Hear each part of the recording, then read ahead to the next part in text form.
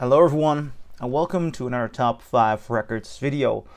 This weekend, Bruce Springsteen released the big one.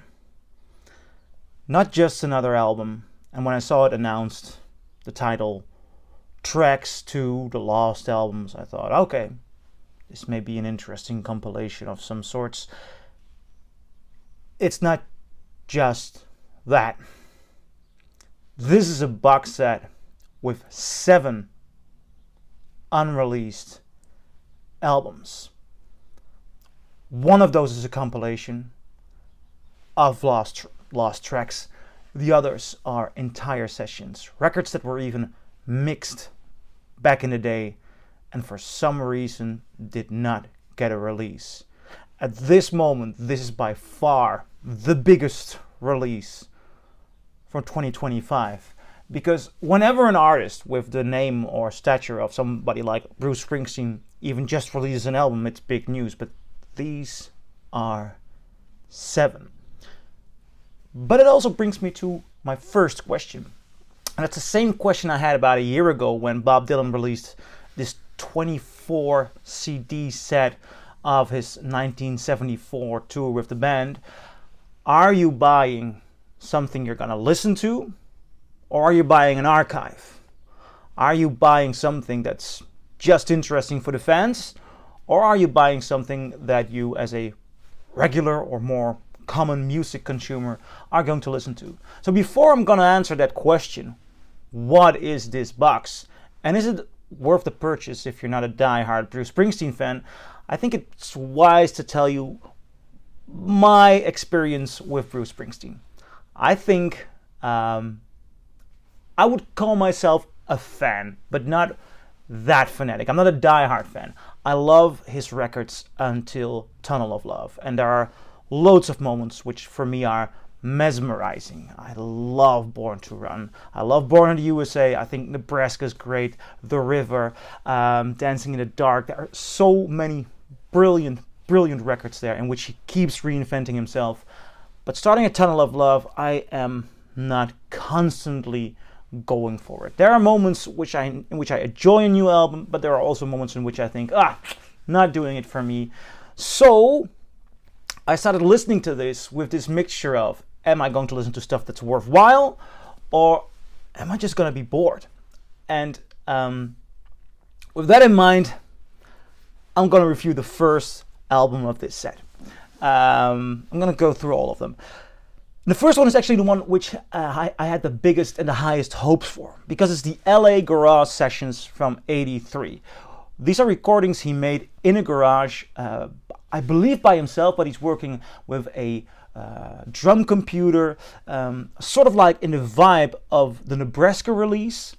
And it's done between Nebraska and before the release of Born in the U.S.A., before he finished working on Born in the U.S.A. So he wanted to make this minimal lo-fi record. And I had the highest hopes because early 80s, until Tunnel of Love, I'm still a big Bruce Springsteen lover. And this one, it really caught me by surprise, but I did not really get into it. A lot of the songs that I heard from his compilation live box set, which I adore, suddenly made sense. I mean, he plays songs there which he played in the studio session. You actually get a first glimpse at My Hometown, which he does a good job at. But the session as a whole, and these are 18 songs, the session as a whole doesn't do it for me. Not because it's too dry or empty, because I really love Nebraska. It's mostly because his idea, his philosophy was that he would build on from that Nebraska session, only adding stuff. But I think that adding something like the drum machine, I'm not so sure if it's the drum machine. I just don't hear the conviction in his voice and in his playing that I always enjoy.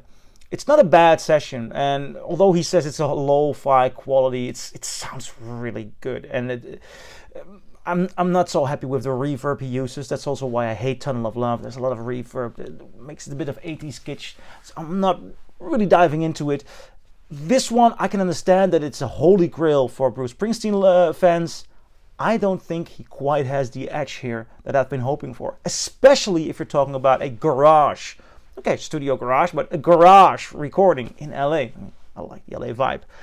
So I thought, if this was the one I was mostly hoping for, it's gonna go downhill from here. But I was very, very wrong. Because immediately after this record, you get the second record, the Streets of Philadelphia Sessions.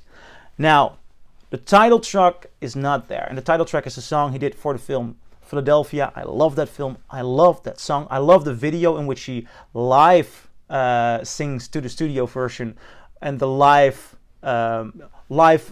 video on the street. You know, it's not a live gig, but he sings directly into the mic, doing it on video, which makes it so unique, and it really gets the vibe of the streets into the song. I love that. So I thought, I love that song, but this is early 90s, which people call the dead period for Bruce Springsteen. You got these drum loops, synthesizers. Is this gonna work? It doesn't have Streets of Philadelphia on it, and it doesn't have that nice live idea.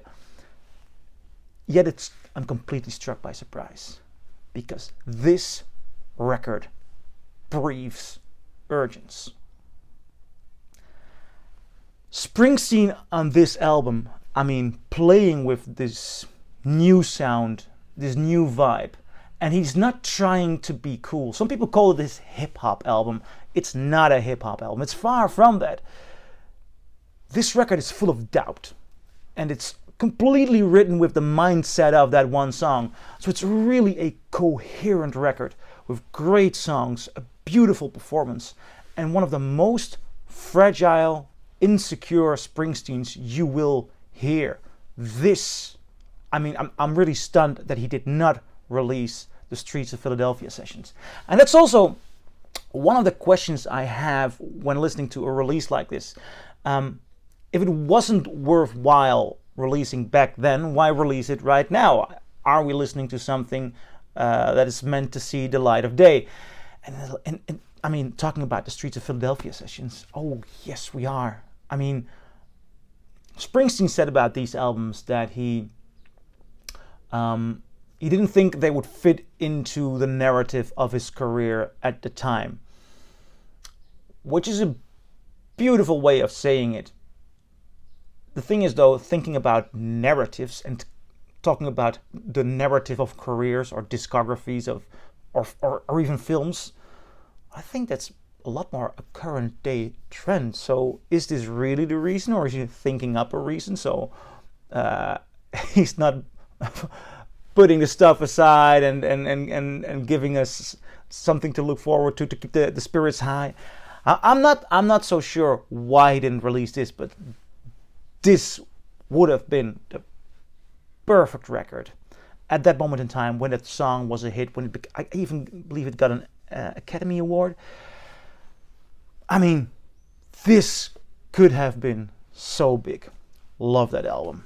The second record here. Now we're moving towards the third one.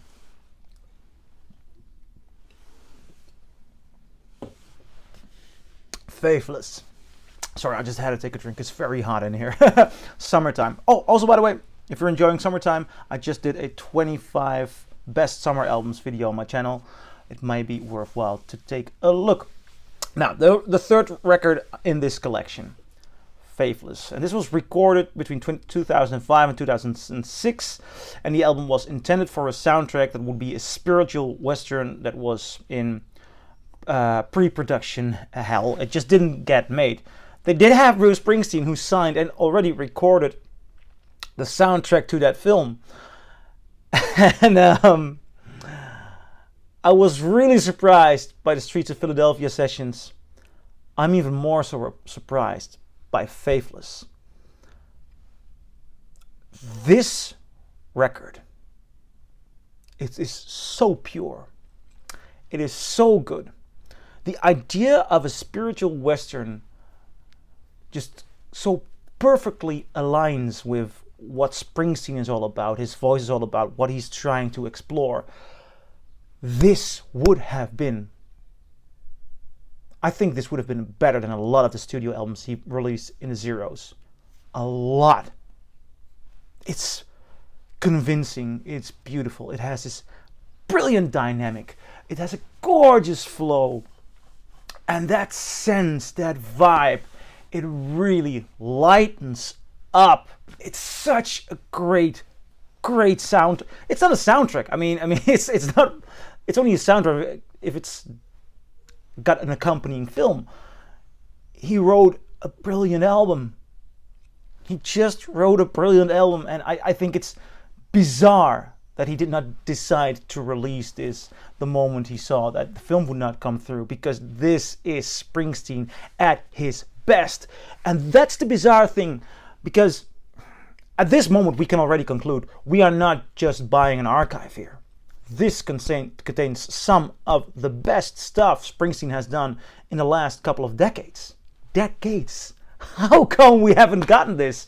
And this makes it for such a great, fascinating release. There is more. There's also the fourth album, Somewhere North of Nashville.